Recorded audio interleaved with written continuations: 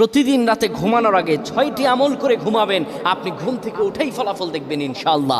ঘুম থেকে উঠে আল্লাহর কসম করে বলে আপনি ফলাফল দেখবেন।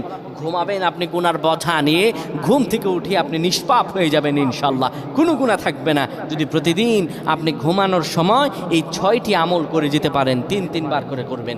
1 নম্বরে যে আমলটি করবেন, কালিমা পড়ে ঘুমাবেন। 2 নম্বরে দুরূদ শরীফ পড়ে ঘুমালে মৃত্যুর পর দুরূদ শরীফ হবে তার জন্য সুপারিশকারী। দুরূদ শরীফ পড়ে ঘুমাবেন, দুরূদ শরীফ পড়বেন। 3 নম্বরে ঘুমের দোয়া পড়বেন। ঘুমের দোয়া পড়ে যদি ঘুমাতে পারেন, সারা রাত ইবাদত করার সওয়াব আল্লাহ আমলনামায় দিয়ে দিবেন। 4 নম্বরে আয়াতুল কুরসি পড়ে ঘুমাবেন। আয়াতুল কুরসি পড়ে কেউ যদি ঘুমায়, ফেরেশতারা তাকে সারা রাত পাহারা দেয়। ফেরেশতারা তাকে সারা রাত পাহারা দেয়। আয়াতুল কুরসি পড়ে ঘুমাবেন।